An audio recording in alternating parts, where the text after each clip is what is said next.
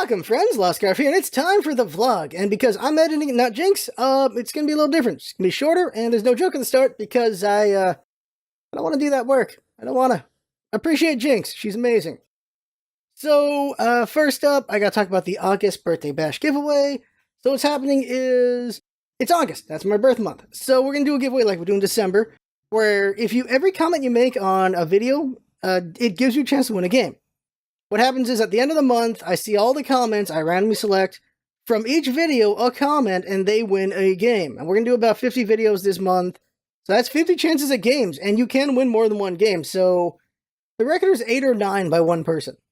That was in December. 8 or 9 games was one person, because they commented on every video, and so they won 8 or 9 games. That was pretty good. So good for them. Sometimes you get really lucky. So that's what happens, so make comments. Make them meaningful, though, at least. But the idea there is just, making comment means you want in on these giveaways. That's really what it is. So, there you go. Channel stuff. Let's talk about the channel. Sexy Brutal just ended. That's 6-episode LP. Check that out. It's a hell of a game. Like, the music's really good, visually looks great, the puzzles were interesting. The story, though, oh my god, the way it ends, I didn't see coming. There's clues here and there about certain things about the ending, but I didn't fully see that coming, and it's a dark game. It's very interesting, though, and it's an interesting challenge trying to voice that game as well, because of the way it worked out. But it's a hell of a game. Now, that's done, so next up is Phoenix Wright, Game 1, and we're going to voice through the entire series from what I can tell, because I really like this game. So, yeah, I really enjoy Phoenix Wright. I'm liking different voices I'm doing. Some of them, you'll know what the voices, who's going to get one of the voices, basically, but I'm enjoying it. The puns are ridiculous. The writing's pretty good. It does intense really well. The episode's going to be like hour long, just like Ghost Trick, because just how they break up. Ghost Trick was, each day was an episode. For this one, it is also kind of each day's episode. There's investigation time, then there's courtroom time, and those take like an hour plus each. So the episodes are going to be long, but I'm going to voice the whole thing, so that's something to listen to if you want. So that's going to be very interesting LP. And it should help me improve my voices as I just narrow down voices, make new voices, try to improve voices, try to separate different voices so they don't sound the same. A lot of work there, and it's a couple hours a day. And speaking on that, oh, actually, before I get to that, Life is Strange LP as well. Jinx has finished editing that. And, she and I talked quite a bit about that ending. We argued quite a bit about that ending, just, at the end of the day, both of us didn't really like how that all got set up. The game was done very well until the end point. The end just wasn't, we'll talk about it in the future, because after it's over, we'll do a post video where it's like after the storm, where we talk about the game, and what we think about it, and then after that, it's gonna be Before the Storm, the prequel comes out. The plan is to do the prequel, also Batman's coming as well, so when we're done with the episode 1 of the prequel, we'll probably do Batman as well, and bounce off of those depending on when they come out, because of course they're doing episodic as well, so we'll see how that is. Also, they mentioned that there's gonna be a Wolf Among Us 2, which I'm hyped for, because I love Fables.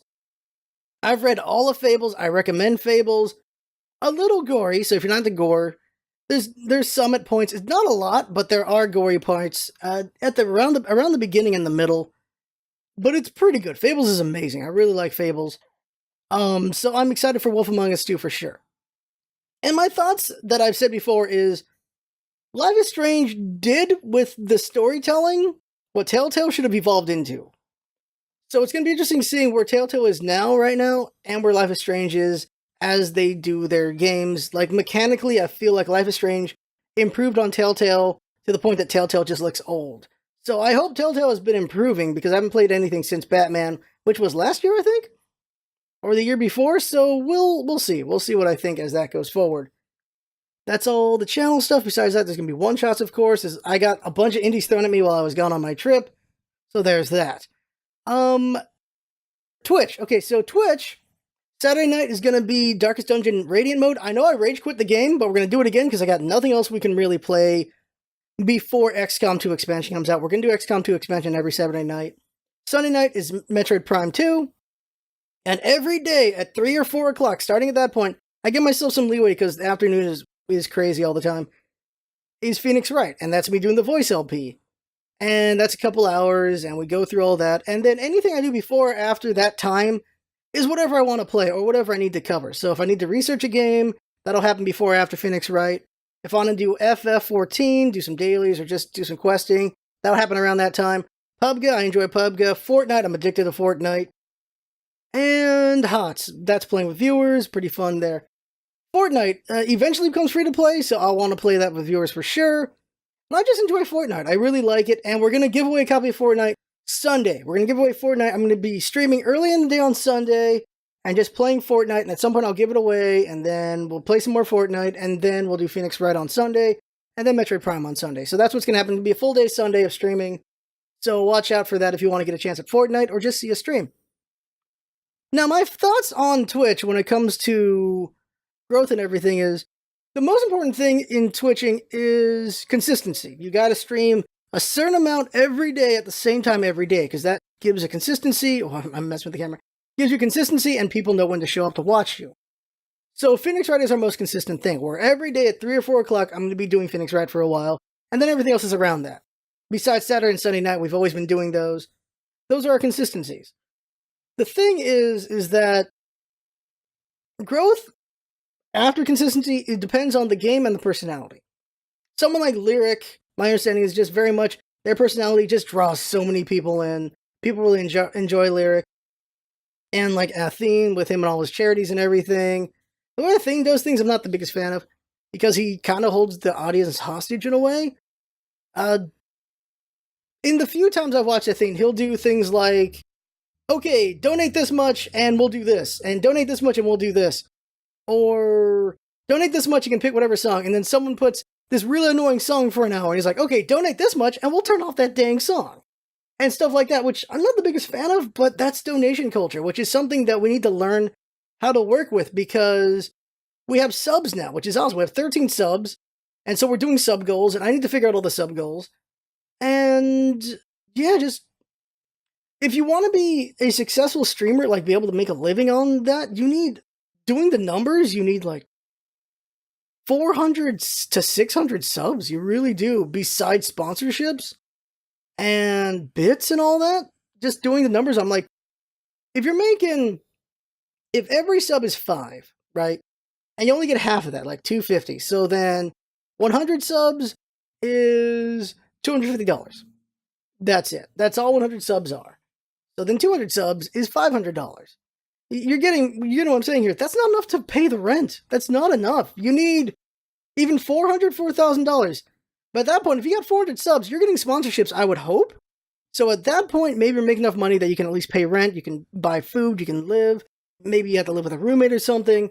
So you need like 500, 600. You need to make a lot of subbage besides sponsorships if you want to make a living at streaming. At least that's my interpretation of the numbers there.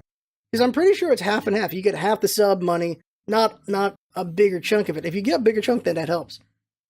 But just think of the numbers like, damn, that's a daunting number. We're only at 13.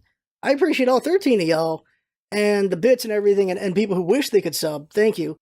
But it's this ocean of number. It's just like, wow, you really need to climb up there.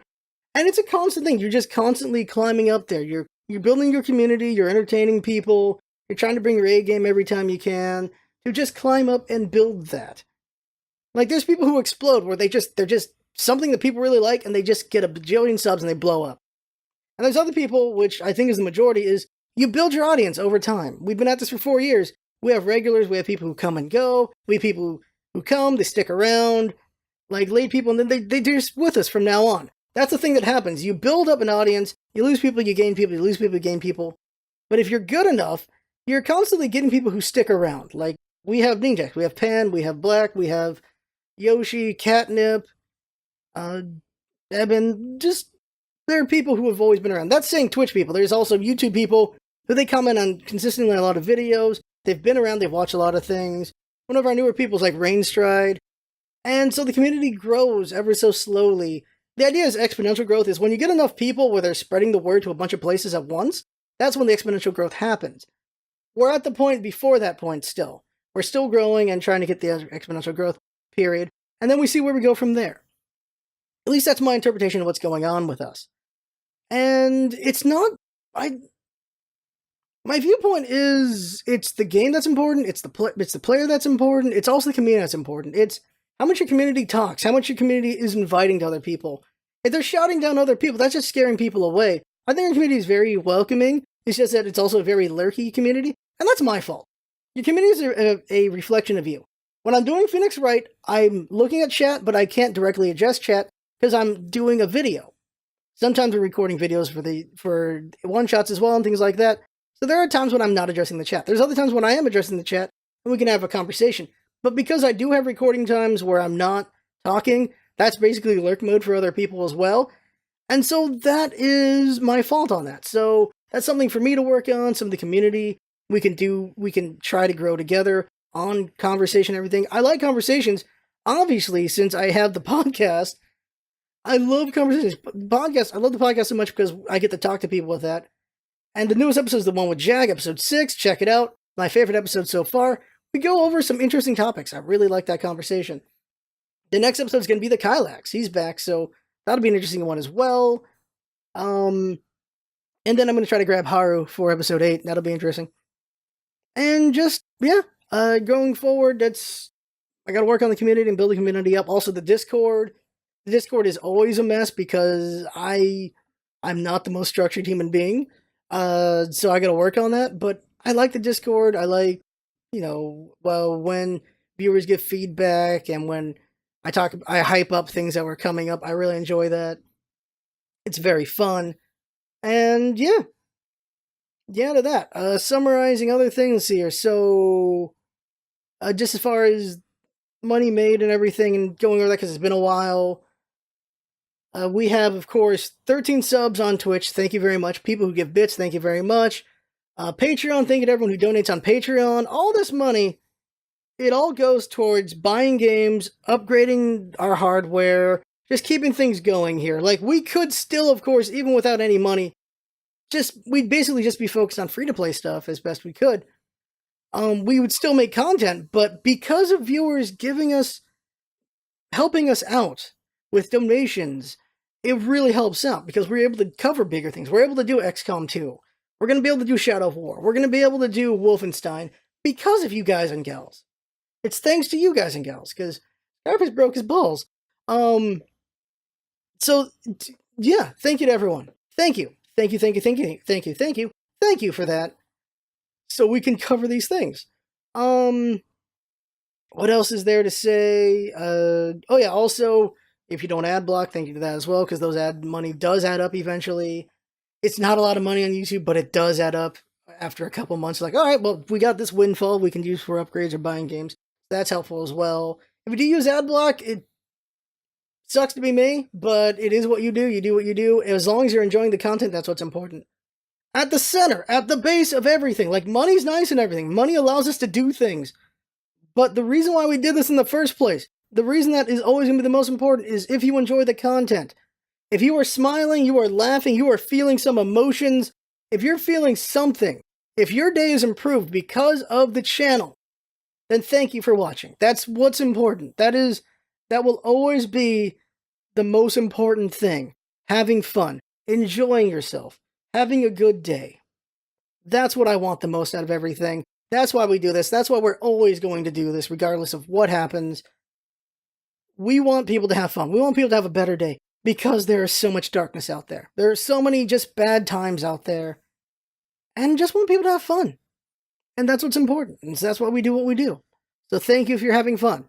Weird way to say, it's a weird thing to say, thank you for having fun. But that's what it is. That's what's important. So real quick on the topic here. I don't have a big topic. It's been a while. We talk about a lot of things. I don't really have a thing, and I did talk about the channel a lot. So nothing really major. There's two thoughts. One is I could talk about the trip. The other one is I could talk about confidence again, because confidence is always important to keep it up, and so talking about it constantly is also important, because you gotta keep it up. Let's talk about the trip. I can talk about confidence another time. Oh, we can still talk about confidence, but the trip was to Vegas. My family goes to Vegas all the time. They drag me there sometimes. I hate going to Vegas because I don't have any money. It's like going to Disneyland and just sitting at a bench the entire time. That's what it is. But you can hustle a little bit when you're in Vegas. There's things you can do for free to try to win prizes and things. So I won some prizes. I won a free buffet. Ate way too much food, but that's what buffets are. I won a ride on the high roller. So the high roller is a giant Ferris wheel in Vegas. And the Ferris wheel goes as high as 550 feet. As a man who's afraid of heights, that is ball scary. But it's a free ticket. Go ahead and do it. So you're on these giant balls, which can hold 15 to 20 people, good amount of space.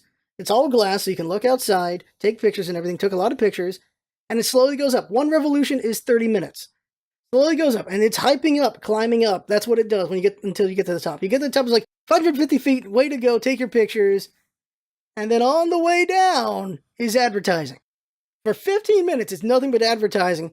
Because you're a captive audience, what else are you going to do? So they tell you about all the food places, all the hotels. They tell you all the information, which is pretty smart. They're like, what are you going to do? You can't do anything. You can't leave. So all these advertising for 15 minutes, which is just clever and also, god dang it, but also clever.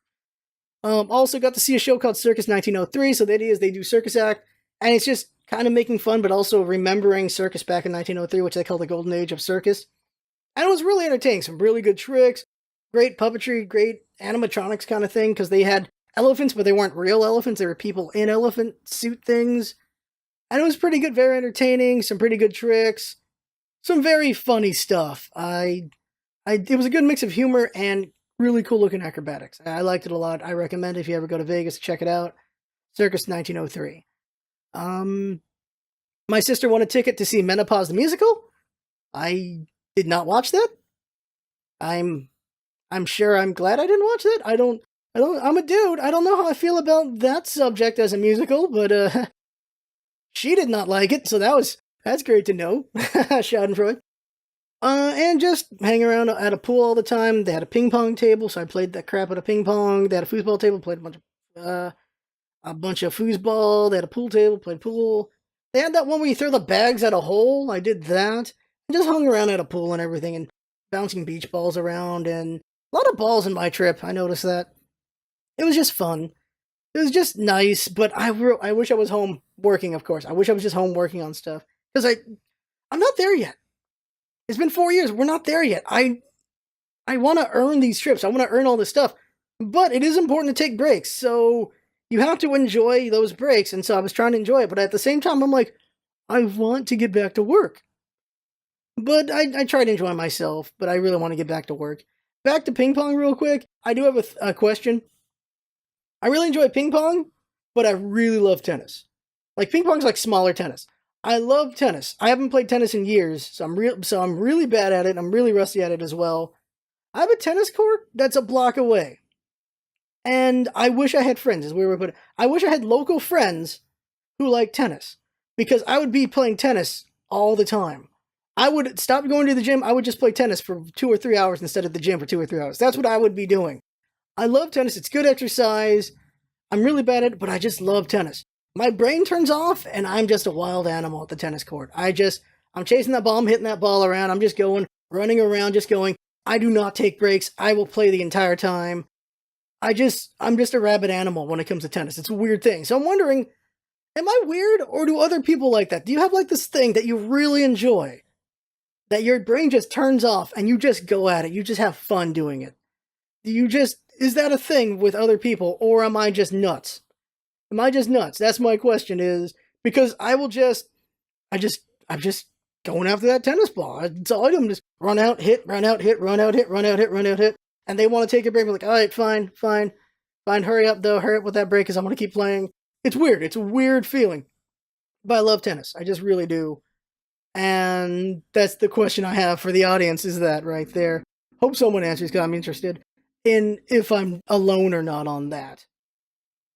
Real quick thing about confidence is, it's exhausting to keep it up, but you have to keep it up, because self-doubt is also exhausting. Self-doubt is just terrible, because it makes you not do things. And if you don't do anything, you're not going to get anywhere. There's a thing learned from Vegas, not Vegas, but learned from Comic-Con was, I needed to get out there and talk to people, so I talked to a bunch of people. Unfortunately, no one has responded to my emails, but at least I made the try. I think that's what's important, is I made the shot, took the shot, tried to get something going there. That's what's important. Instead of not doing anything. Then I wouldn't have taken any shots. I wouldn't have made any potential opportunity. I would not have talked to Ian Flood for an hour from Shovel Knight. I haven't emailed him. I talked to him, but I could have just not talked to him. But instead, I went up, I talked to him, and we talked for an hour, and I learned so many things about indies and development and all these things, and the developer's mindset, and I learned so much because I took the time to go out there, ask him some questions, and he's a real nice guy. So we just talked for a while, and it was great. It was really fun. I enjoyed that a lot. And that's the thing, is you've got to take some shots. You have the potential of being embarrassed, you have the potential of looking dumb and everything, but you got to take some shots. If you want to make something happen, you got to take it. Like, you got to do something, because if you don't do anything, then you don't do anything. I think that makes sense. And so we're gonna put the feelers out. I'm gonna try to talk to indies, try to get some on the podcast. I'm talking to Chris Hart. I'm trying to get artists. I'm gonna try to get composers. I'm gonna try to get voice actors. I'm gonna try to get everything. I really like the podcast. I really want to talk to all these different people in creation. And so because of that, I'm going to put myself out there. I'm going to try to talk to these people. I'm going to try to email people. And that's what I want. That's what I want to do. I want us to have conversations. I want to learn about all these things. Some are going to be more interview than conversation, because I want to learn about these things. I want to know the programmer's mindset when it comes to developing, and just, I want, like, HR's thoughts and PR's thoughts. And I want all of that. I want to learn all of that. And I want all of us to learn all about that in the podcast. And so I want to pursue that. And so I'm going to try to. The confidence of taking shots on that. It takes confidence to take shots. It really does. So you gotta find that and do it. And the other one is confidence versus fear. There's the fear of, I don't want to mess up. And I think the confident way to go about it is, I won't mess up. And if I do mess up, I will learn from it so I won't the next time. I think that's an important mindset to have. So, going long, I have to edit this thing, so go me. Why did I keep going? Why did I keep talking? I had fun talking. Hope you had fun watching and listening. And that's what it's all about, isn't it? Having fun. Thanks for coming by, and see you next time.